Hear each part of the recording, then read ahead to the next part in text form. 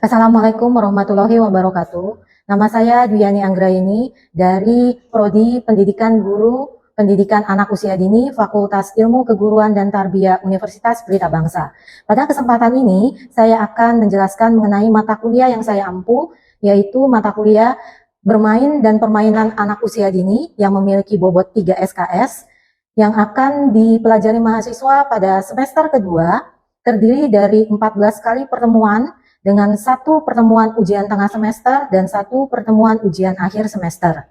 Mata kuliah Bermain dan Permainan Anak Usia Dini adalah salah satu mata kuliah wajib untuk Prodi Pendidikan Guru Pendidikan Anak Usia Dini yang akan membahas mengenai definisi bermain dan permainan anak usia dini, fungsi dan tujuan bermain dan permainan bagi anak usia dini, diferensiasi permainan dan bermain yang sesuai untuk karakter anak usia dini. Dengan tujuan pembelajaran pada akhir perkuliahan, mahasiswa mampu melakukan diferensiasi aktivitas bermain dan permainan yang sesuai dengan kebutuhan dan aspek perkembangan anak usia dini, serta mahasiswa mampu merancang permainan dan bermain yang sesuai untuk anak usia dini. Berikut saya akan menjelaskan capaian pembelajaran yang akan dicapai dari mata kuliah Bermain dan Permainan Anak Usia Dini. CPL pertama yaitu dari sikap. Mahasiswa diharapkan dapat menghargai kondisi fisik motorik dan juga perkembangan aspek sosial emosional dari setiap anak usia dini yang didampingi oleh mahasiswa pada sekolah masing-masing, sehingga kelak mampu mengembangkan aktivitas bermain dan permainan anak usia dini yang sesuai dan bermanfaat bagi anak.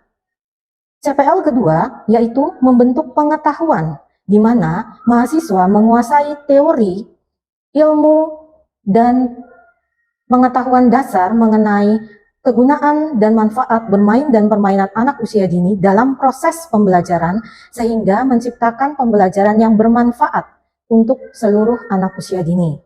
CPL ketiga adalah CPL yang membentuk keterampilan, di mana pada CPL ini mahasiswa diharapkan mampu menerapkan pemikiran yang logis, kritis, inovatif, dan terukur serta bermutu yang memperhatikan keseluruhan aspek perkembangan anak usia dini sehingga dapat menghasilkan proses pembelajaran yang menarik dan juga bermanfaat serta mengembangkan seluruh aspek perkembangan anak usia dini. CPL keempat yaitu mengembangkan keterampilan khusus, di mana diharapkan mahasiswa mampu menyusun, merancang, dan mengembangkan kegiatan bermain dan permainan anak usia dini yang sesuai dengan aspek dan kebutuhan dari masing-masing anak. Capaian pembelajaran ini akan diturunkan menjadi capaian pembelajaran mata kuliah atau CPMK, di mana CPMK pertama, mahasiswa diharapkan memiliki sikap menghargai anak secara utuh, sehingga mahasiswa dapat menyusun, merancang, dan membuat proses pembelajaran yang disesuaikan dengan kebutuhan seluruh anak usia dini yang didampingi dalam suatu kelas. CPMK kedua, mahasiswa mampu melakukan diferensiasi kegiatan bermain dan permainan yang sesuai untuk anak usia dini. CPMK ketiga, mahasiswa mampu melakukan inovatif dalam mengembangkan dan menciptakan kegiatan dan aktivitas bermain dan permainan anak usia dini yang sesuai dengan kebutuhan masing-masing anak. CPMK keempat adalah mahasiswa mampu mengembangkan penyusunan kegiatan dan perencanaan program pengembangan kegiatan pembelajaran dan bermain melalui aktivitas pembelajaran di dalam kelas. Kemampuan tersebut akan diturunkan ke dalam kemampuan akhir dalam capaian akhir pembelajaran mata kuliah bermain dan permainan anak usia dini, yaitu sub CPMK pertama, mahasiswa memiliki sikap menghargai keberagaman diri anak usia dini secara utuh, sehingga mampu memilih dan mengembangkan kegiatan bermain dan permainan anak usia dini yang bermanfaat dan sesuai dengan kebutuhan anak usia dini. Sub CPMK kedua, mahasiswa mampu menghasilkan jenis-jenis permainan yang sesuai dengan usia anak usia dini dan juga aspek perkembangan masing-masing anak. Sub CPMK ketiga, mahasiswa mampu mengembangkan kemampuan berpikir kritis, logis, dan inovatif dalam menyusun dan mengembangkan kegiatan bermain dan permainan anak usia dini. Dan terakhir, sub CPMK keempat, mahasiswa mampu merencanakan dan mengembangkan pelaksanaan jenis-jenis pembelajaran yang disesuaikan dengan keseluruhan aspek perkembangan anak usia dini. Mata kuliah ini saya menggunakan buku pegangan pokok, yaitu The Importance of the Play in the Early Childhood Education, karangan dari Christopher Calder dan Nicole Jane. Lalu buku kedua saya juga menggunakan referensi dari buku Playful Learning, Develop Your Child's Sense of Joy and Wonder, yang merupakan karangan dari Maria Bull dan Sambala. Dengan buku pendukung, yaitu buku Permainan Kreatif, karangan Zahara Otsman, dan juga buku Permainan Pendidikan Awal Kanak-kanak, karangan dari Ahmad Faisal. Demikian pemaparan mengenai mata kuliah yang saya ampu, yaitu mata kuliah bermain dan permainan anak usia dini. Berikut akan saya berikan proses perkuliahan pada salah satu sesi mata kuliah bermain dan permainan anak usia dini, yaitu sesi kedua yang akan membahas materi mengenai definisi bermain dan permainan anak usia dini, alat-alat permainan yang sesuai pada anak usia dini berdasarkan 4 aspek perkembangan utama, yaitu aspek imajinatif, aspek sosial emosional, aspek aspek konstruktif. Pada pertemuan kedua ini saya menggunakan media pembelajaran PowerPoint yang dipresentasikan kepada mahasiswa melalui penggunaan media Smart TV dengan tujuan membantu mahasiswa untuk memahami dan memperoleh pengetahuan dasar mengenai pentingnya peranan bermain dan permainan untuk anak usia dini. Demikian penjelasan saya mengenai mata kuliah bermain dan permainan anak usia dini. Teman-teman, kita akan bermain itu adalah kebutuhan setiap manusia.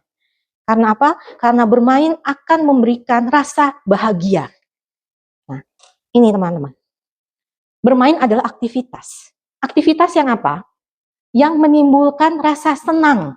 Dia memberikan hiburan, memberikan rasa nyaman, sehingga dari rasa nyaman dan rasa bahagia itu, anak mengembangkan kemampuan fisik. Dengan dia meloncat, dengan dia berlari. Nah, dari kemampuan fisik itu membentuk mentalnya anak. Oh, saya dihargai. Oh, ternyata saya bisa loh. Nampaknya ketika apa? Ketika anak itu melapor, Mama, hari ini aku menang. Menang apa? Aku menang lomba. Lomba main kucing tikus, aku jadi kucing nangkapnya banyak tikus. Aku hebat ya, Mama. Nah, itu membangun mental anak. Oh, saya itu ternyata bisa. Dan kemampuan seperti itu membangun pula aspek sosial anak. Menjadi anak itu nyaman berteman dengan anak-anak sebaya. Dia merasa saya diterima. Oh, ternyata teman-teman saya baik. Ketika saya senyum, teman-teman saya senyum. Tapi kalau saya nggak mau main, teman-teman aku nggak ada yang mau main sama aku. Kalau saya marah-marah, teman-temanku nggak mau main. Jadi dia belajar. Ketika dia melakukan aktivitas bermain, tanpa anak sadari, banyak yang dia dapat, banyak yang dia pelajari. Berbeda dengan pandangan orang tua. Orang tua yang mungkin memang tidak mengambil atau mempelajari mengenai pentingnya pendidikan pada anak, dia kan tidak memiliki pengetahuan dasar. Mengapa bermain itu menumbuhkan banyak peran positif pada anak. Jadi tugas kita sebagai pendidik adalah memberitahukan kepada orang tua bahwa bermain itu penting loh, Bapak dan Ibu, karena itu membangun anak-anak kita semua. Dan itu memberikan rasa nyaman. Dengan rasa nyaman, anak akan mudah untuk belajar. Dia tidak merasa tertekan, dia tidak merasa terpaksa, karena melalui aktivitas bermain, dia menerima semua bahan dengan rasa bahagia. Jadi kunci pembelajaran pada anak usia dini adalah apa, teman-teman? Dan menimbulkan rasa bahagia. Jadi kalau kita bahagia, pasti belajarnya senang. Ada yang sedih nggak kalau belajarnya bahagia? Nah, itulah pentingnya bermain pada anak-anak. Nah, melalui bermain, kita juga bisa mengembangkan imajinasi. Dan imajinasi itu akan tumbuh dengan sangat baik di usia golden age. Kadang kita suka melihat anak-anak menirukan sikap mamanya. Ayo deh makan, bonekanya dianggap anaknya. Yuk makan yuk, mamaku bilang kita harus makan sayur supaya badannya sehat. Jangan makan permen ya, kalau makan permen nanti giginya bolong. Terus kalau nggak sikat gigi jadi apa? Sakit gigi. Kalau sakit gigi perginya kemana? Ke dokter gigi atau kita perginya ke pasar? Ya. Nah, bermain itu bukan hanya sekedar aktivitas yang santai. Jadi kadang bagi orang tua, ngapain sih main? Main itu nggak ada gunanya loh. Kalau main kamu nggak bisa apa-apa. Itu pendapat yang salah. Memang aktivitas bermain adalah aktivitas yang santai, menyenangkan bagi anak. Tapi melalui kegiatan itu, anak dapat belajar hal yang sangat banyak. Nah, lalu kita akan lanjut, apa sih jenis-jenis permainan yang harus dikembangkan untuk anak usia dini? Nah, di sini kita akan fokus pada 4 permainan. 4 aspek penting yang harus kita bangun dari permainan. Aspek yang pertama adalah sensori motor. Siapa yang bisa membantu saya? Sensori motor itu apa? Silakan teman-teman. Apa yang teman-teman ketahui mengenai sensori motor? Ada yang bisa bantu saya? Ya, sensori motor itu berkaitan dengan apa, Mbak? Betul. Jadi motorik itu ada 2 ya. Ada motorik halus dan motorik kasar. Apa bedanya motorik halus dengan motorik kasar?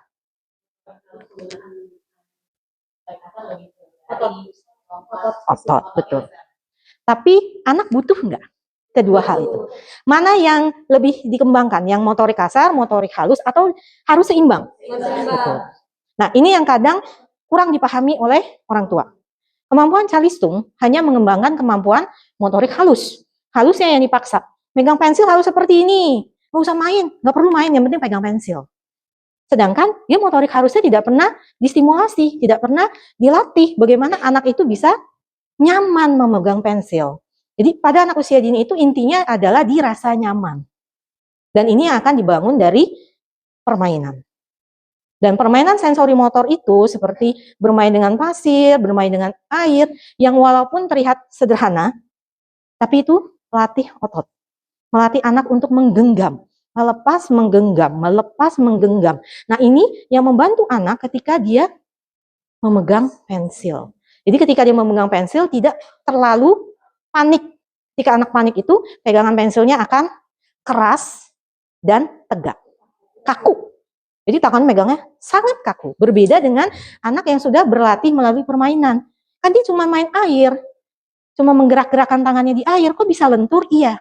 Karena di air anak mengembangkan otot-otot motoriknya yang membantu dia ketika memegang pensil. Nah, permainan juga membangun kemampuan konstruktif. Konstruktif adalah kemampuan untuk merancang. Menciptakan berarti berhubungan dengan merancang, menciptakan berarti berhubungan dengan kemampuan kognitif dan juga kreativitas. Jadi kita tidak bisa mengatakan, oh anak saya tidak kreatif, oh anak yang ini kok kreatif sekali. Padahal mungkin tanpa sadar kita kurang memberikan stimulasi. Jadi kemampuan untuk mengembangkan konstruktif adalah dengan permainan konstruktifnya itu yang dibangun. Kita memberikan dia kesempatan untuk bermain menggunakan alat-alat seperti balok, puzzle, yang bukan hanya menuntut bantuan dari guru, tapi meminta anak-anak untuk membuat apapun yang mereka suka. Misalnya, Bu saya nggak bisa bikin apa-apa, saya mau bikin kolam saja, boleh nggak? Boleh, karena kolam itu bisa diisi ikan, bisa diisi air, atau Bu kolamnya saya mau taruh bola, boleh nggak? Boleh, jadi kolam bola, ya. Dan itu melatih anak. Tapi yang harus diperhatikan adalah biasakan guru untuk memberi kesempatan anak mengemukakan apa yang mau dia ciptakan. Biarkan saja. Itu adalah kunci penting dalam permainan konstruktif. Lalu permainan peran.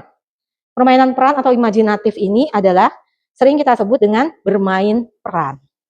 Bermain peran itu menggunakan alat atau tanpa alat? Ada yang bisa tanpa alat? Bisa. Contohnya, siapa yang bisa membantu saya bermain pantomim? Menirukan gerakan Satu hewan, siapa yang bisa? Misalnya aku mau jadi kupu-kupu, tapi kita nggak bilang sama anak-anak, ibu jadi kupu-kupu, nggak boleh ngomong. Tapi kita harus memberikan contoh. Siapa yang bisa bantu ibu? Di depan menirukan gaya kupu-kupu. Ya, silakan. Atau misalnya Mbak mau ajak teman-temannya, teman-teman kita bermain teka-teki, ya. Yuk kita main teka-teki, udah siap belum? Ya. Oke, kita main teka-teki, tapi temennya nggak ngasih tahu hari ini teka-tekinya tentang apa. Kita berlatih menyimak. Kita lihat dulu ya, teman-teman ya temannya kamu ini membuat gerakan apa. Siap? Ya. Oke, silakan. Ya, jangan dikasih clue. Langsung pakai gerakan aja.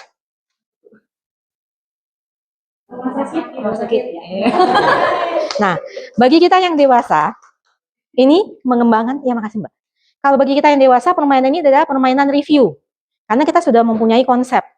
Tapi bagi anak-anak, permainan ini adalah permainan yang baru. Mengembangkan kosakata. Karena dia belajar kan? Ada anak yang stimulasinya bagus dari rumah. Kosakatanya banyak. Tapi bagi anak-anak yang dari rumah kurang dirangsang atau kurang diberikan stimulasi, otomatis kan kosakatanya sedikit. Nah, dia akan belajar dari temannya. Oh, ini loh yang namanya orang sakit. Jadi kalau bangkis tuh seperti ini, haci gitu. Dia kan belajar kan. Oh, kalau saya haci, berarti saya flu. Gitu. Anak itu belajar. Nah, itu yang dibangun dari permainan bermain peran tanpa alat ya. Karena kita kan memakai anggota tubuh kita. Nah, kalau bermain peran dengan menggunakan alat, nah, anak bisa melakukan manipulatif dari peran orang tua di rumah, atau bisa juga dari profesi. Misalnya, aku mau beli mainan gerobak karena aku mau tiru pedagang bakso kesukaanku. Boleh nggak? Boleh. Dan itu harus dikembangkan di sekolah. Ya, jadi kita mengembangkan kemampuan anak untuk ini loh profesi yang ada di sekitar kita. Ini loh yang harus kita hargai, yang kita hormati. Dari situ anak akan belajar, oh ternyata bermain masak-masakan itu menyenangkan. Atau dengan bermain dokter-doktoran, saya tahu mana suntikan, mana stetoskop, dan sebagainya. Kira-kira dari permainan menirukan peranan orang dewasa, apa yang didapat oleh anak?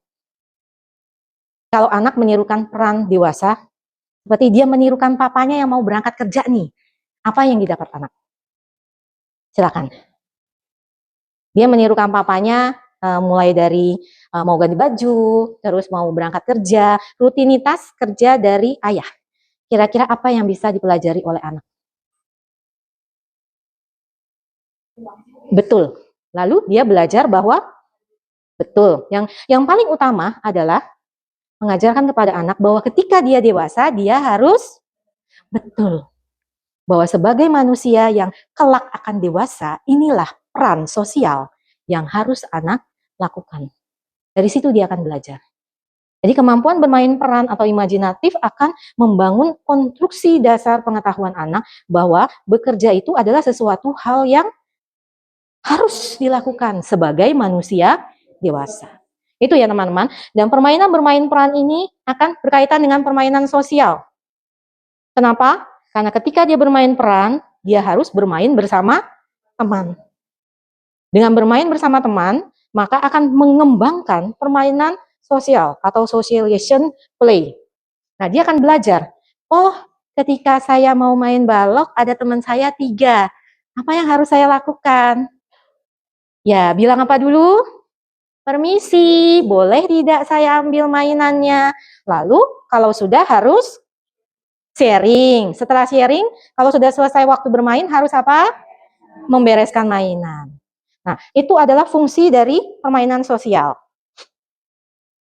Berikut kita akan melihat benda-benda apa saja sih yang bisa kita lakukan atau kita pakai untuk alat permainan fisik. Nah, berikut ini adalah contoh-contoh alat atau media belajar. Kalau misalnya teman-teman menganggap, oh kayaknya untuk murid saya ini kurang cocok, boleh nggak Bu diganti dengan yang lain? Boleh. Jadi pada dasarnya alat permainan fisik itu disesuaikan dengan usia anak. Jadi kalau kita mengampu anak-anak yang berusia 2-3 tahun, kira-kira untuk permainan hula hoop kan agak sulit ya, karena koordinasi mungkin gerak pinggangnya belum seluas anak-anak yang 5-6 tahun. Nah, bagaimana kalau bola? Cocok nggak untuk anak usia 2-3 tahun? Ya, mengapa cocok? Mengapa bola itu cocok untuk anak usia 2-3 tahun? Nah, yang paling penting adalah bola mudah dipegang. Tergantung ukurannya juga. Jangan kita anak yang usia 2-3 tahun kita berikan bola yang besar, kan dia susah pegangnya. Jadi harus dipertimbangkan dulu usia, lalu berat ringan medianya, dan fungsi dari alat tersebut. Ya, ini untuk alat permainan fisik. Alat permainan sosial tadi. Selain dari mainan seperti set dokter-dokteran, saya bisa pakai apa lagi? Mini kitchen, ya kan? Nah, ada beberapa sekolah yang membuat mini house, ada rumah-rumahan. Di dalamnya ada apa? Ada dapur, terus tempat tidur, terus ada ruang tamu. Sebenarnya fungsinya adalah untuk mengembangkan permainan sosial dan bermain peran. Ini penting nggak untuk di sekolah? Ada nggak sekolah yang mungkin tidak menyediakan ini? Kira-kira alasannya apa? Keterbatasan tempat, keterbatasan ruangan, keterbatasan biaya. Tapi sebenarnya butuh nggak? Anak-anak kita butuh nggak ini? Lalu kira-kira bagaimana kita mensiasatinya? Ada yang bisa kasih saya ide? Bagaimana mensiasati supaya alat media ini bisa kita sediakan di sekolah?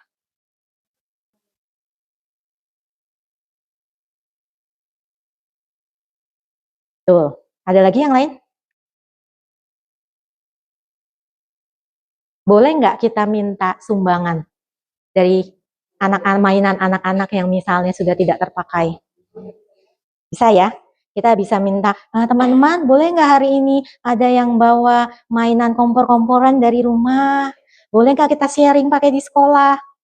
Bisa ya seperti itu. Atau misalnya, teman-teman hari ini kita mau buat kegiatan mendongeng, tapi ibu guru nggak punya bonekanya. Boleh nggak ibu guru pinjem bonekanya Risna? Nah, kita tawarkan. Tujuannya supaya apa? Supaya anak-anak tersentuh.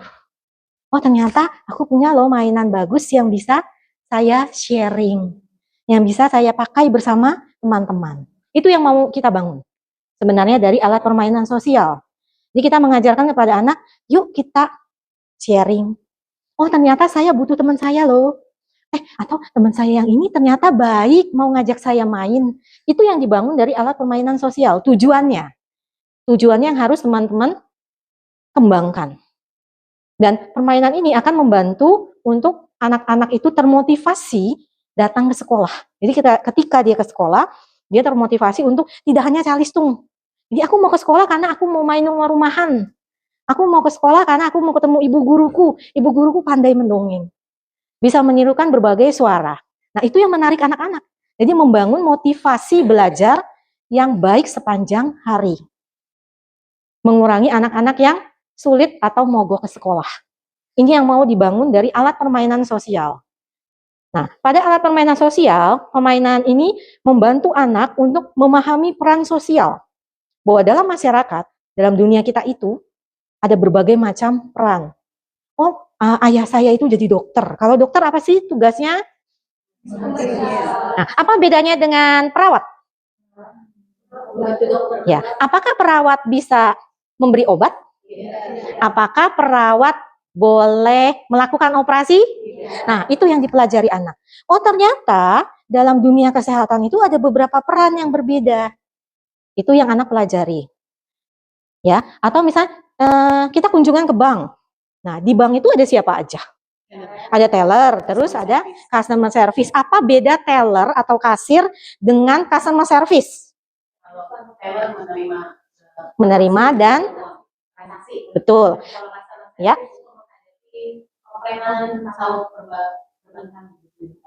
Ya, atau memberikan bantuan ya, bantuan secara keuangan kepada pelanggan. Nah, itu yang dipelajari dari keterampilan sosial. Dan ini akan membantu anak untuk menjadi lebih paham bahwa dunia tempat dia tinggal itu ternyata beragam dan sangat menarik untuk dipelajari. Oke, silakan teman-teman. Untuk alat permainan konstruktif dan alat permainan imajinatif pada dasarnya memiliki tujuan dasar untuk mengembangkan kemampuan mencipta atau kreativitas. Jadi tidak hanya berdasarkan pada balok atau puzzle. Misalnya saya mau konstruktif itu dari bahan alam. Saya mau meronce atau menciptakan suatu lukisan dari biji-bijian. Bisa kan? Itu konstruktif yang berasal dari bahan alam. Tapi anak belajar mengkonstruk.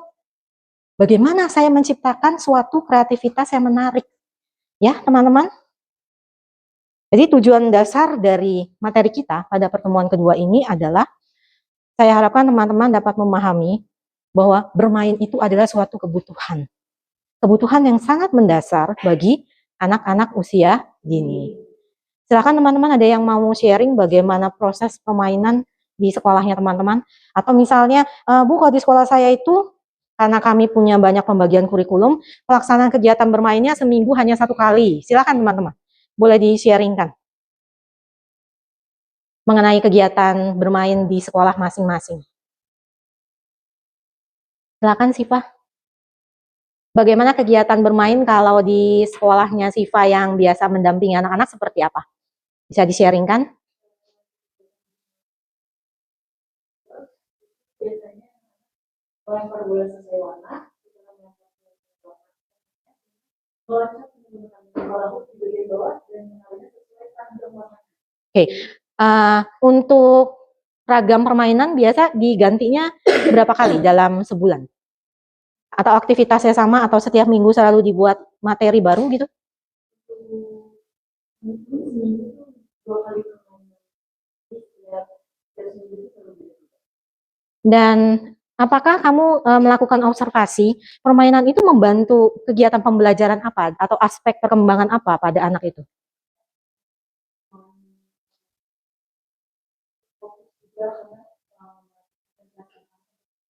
Naruh bola sesuai keranjangnya dan melompat sesuai warna. Oke, ada lagi dari teman-teman yang lain yang mau sharing mungkin pengalaman mengajar? Silakan Mbak.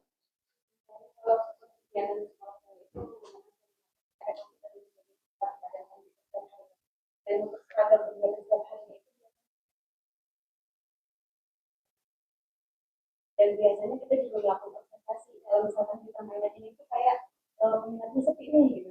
Jadi tanya lagi kita mencari permainan lebih menarik lagi dan lebih situasi dan semua.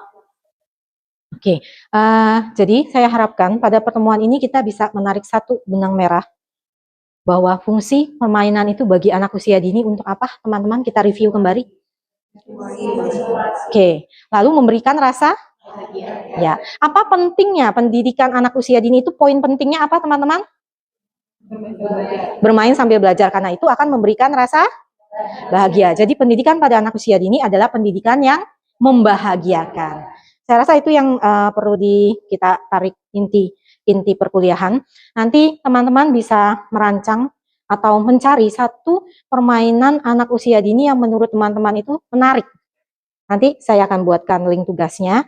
Teman-teman boleh praktekkan di sekolah bagi yang sudah biasa menciptakan aktivitas bermain. Nah, misalnya, Bu, sepertinya sekolah saya belum melakukan inovasi-inovasi baru. Boleh nggak misalnya saya ambil dari video-video pembelajaran yang menurut saya edukatif? Saya rasa boleh ya, teman-teman, supaya kita memperbanyak pengetahuan kita juga.